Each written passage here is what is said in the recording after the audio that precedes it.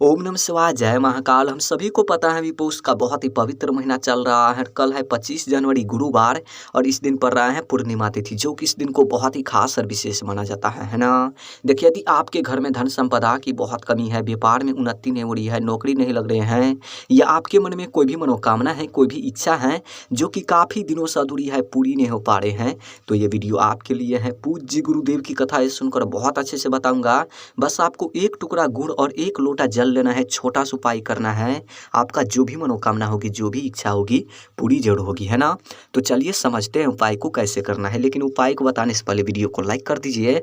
अगर चैनल पर नए हो तो चैनल को सब्सक्राइब जरूर कर लेना। इस पूरे वीडियो में 4 बहुत ही चमत्कारी उपाय के बारे में बात करेंगे, जो कि अलग अलग मनोकामना पूर्ति के लिए होगा। लेकिन हाँ, इस वीडियो में जो चौथे उपाय के बारे में बात करेंगे, बहुत ही चमत्कारी उपाय है, बहुत ही अचूक उपाय है। वीडियो को पूरा देखना है और एक एक उपाय को समझ करके आपको उपाय करना है, ठीक।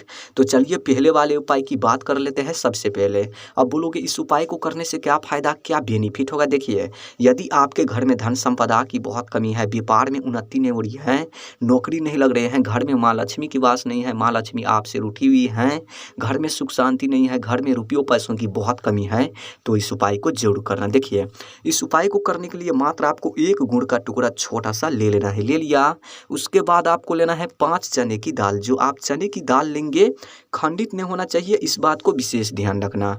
और उसके बाद आपको लेना है एक तांबे का लोटा और उन तांबे की लोटी में अपने घर से आपको जल भर लेना है। अब इन तीनों सामग्री को लेकर आपको पहुंचना है कहाँ पर, शिवालय यानी कि शिव जी के मंदिर। देखिए, हम सभी को पता है कल है 25 जनवरी गुरुवार और इस दिन पड़ रहा है पूर्णिमा तिथि, बहुत ही शुभ दिन है।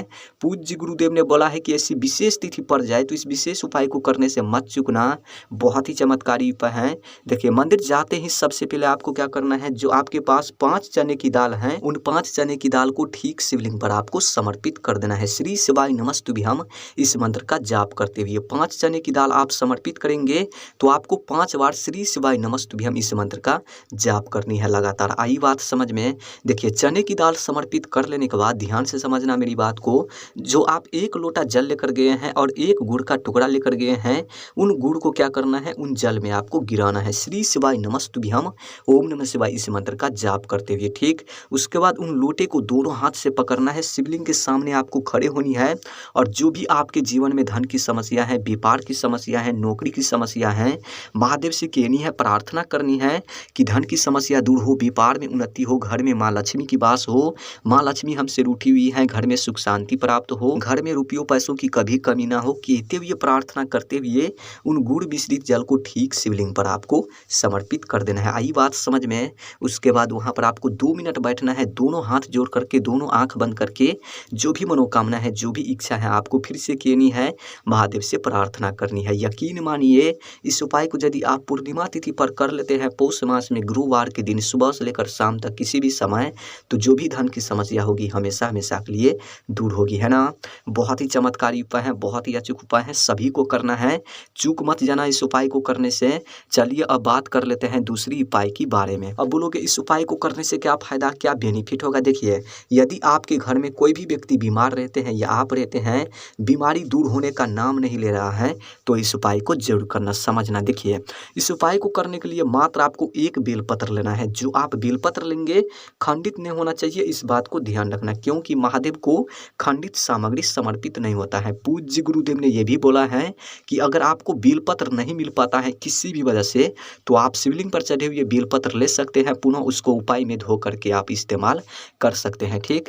उसके बाद आपको लेना है एक तांबे का लोटा और उन तांबे की लोटी में अपने घर से आपको जल भर लेना है। अब इन दोनों सामग्री को लेकर आपको पहुंचना है कहाँ पर, शिव जी के मंदिर यानी कि महादेव के शिवलिंग के पास।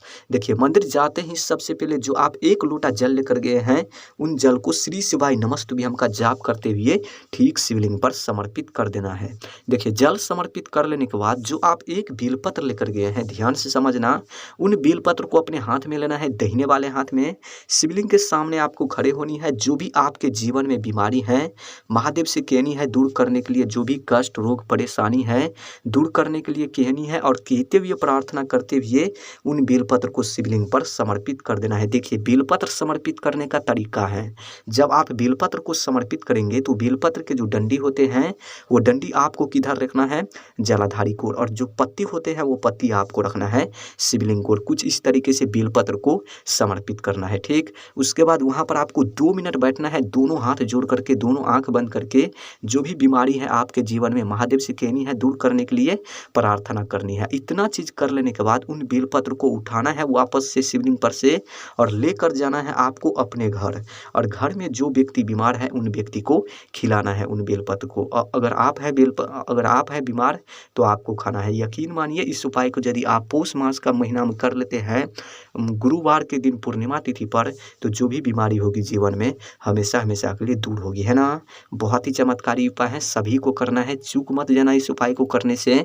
चलिए अब बात कर लेते हैं तीसरी उपाय के बारे में। अब बोलोगे इस उपाय को करने से क्या फायदा, क्या बेनिफिट होगा। देखिए, यदि आपके मन में कोई भी मनोकामना है, कोई भी इच्छा है जो कि काफ़ी दिनों से अधूरी है, पूरी नहीं हो पा रहे हैं, काफ़ी व्रत करने के बाद, काफ़ी उपाय कर लेने के बाद फिर भी मनोकामना अधूरी के अधूरी रह गए हैं, तो इस उपाय को जरूर करना। देखिए, इस उपाय को करने के लिए आपको स्क्रीन पर क्या दिख रहा है, गुड़ का टुकड़ा। मात्र आपको एक गुड़ का टुकड़ा लेना है, छोटा सा। ठीक, उसके बाद आपको लेना है 5 चने की दाल। जो आप 5 चने की दाल लेंगे खंडित नहीं होना चाहिए, इस बात को ध्यान रखना, क्योंकि महादेव को खंडित सामग्री समर्पित नहीं होता है। ठीक, उसके बाद आपको लेना है एक तांबे का लोटा, और उन तांबे के लोटे में अपने घर से आपको जल भर लेना है। अब इन तीनों सामग्री को लेकर आपको पहुंचना है कहाँ पर, शिवालय यानी कि शिव जी के मंदिर। हम सभी को पता है अभी पौष मास का बहुत ही पवित्र महीना चल रहा है, और कल है गुरुवार पूर्णिमा तिथि। बहुत ही शुभ दिन है, बहुत ही अच्छा दिन है, इसी दिन इस उपाय को करना है।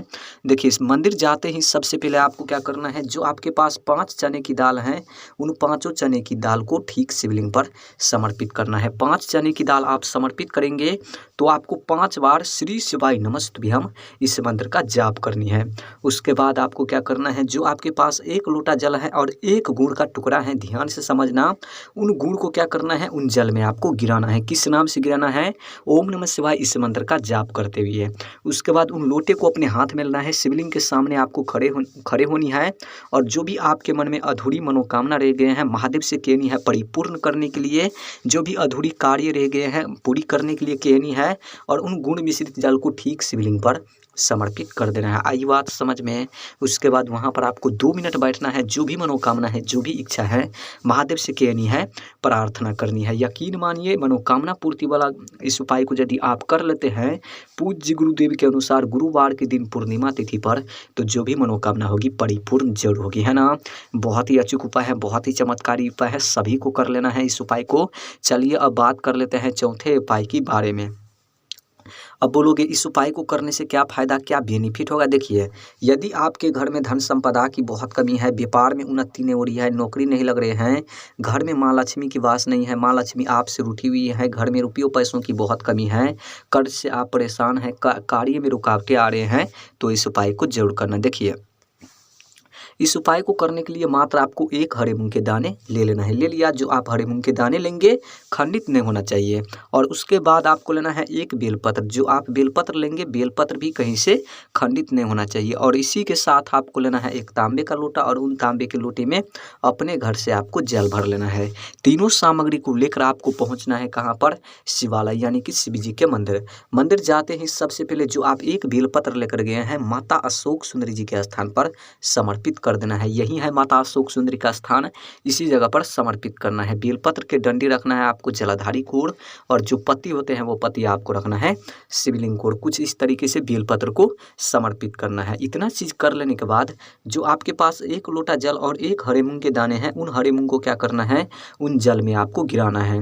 गिराने के बाद सबसे पहले उन लोटे में से जल आपको गणेश जी के स्थान पर समर्पित करना है। यह है गणेश जी का स्थान, यहाँ पर करना है। और थोड़ा सा जल जहाँ पर आप बेलपत्र समर्पित किए हैं वहाँ पर आपको करना है, और थोड़ा सा जल माता पार्वती जी के स्थान पर समर्पित करना है। यह है पार्वती जी का स्थान, यहाँ पर करना है।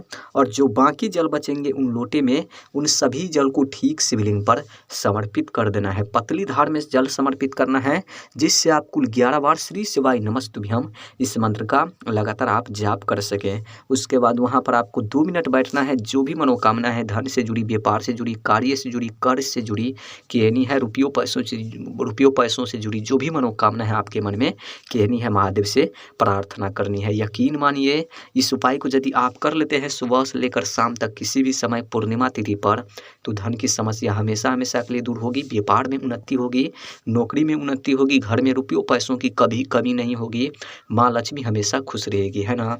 महादेव जरूर आपकी मनोकामना पूरी करेगी। अगर वीडियो अच्छी लगी हो तो वीडियो को लाइक कर देना, चैनल पर नए हो चैनल को सब्सक्राइब जरूर कर देना। ओम नमः शिवाय, जय महाकाल, हर हर महादेव।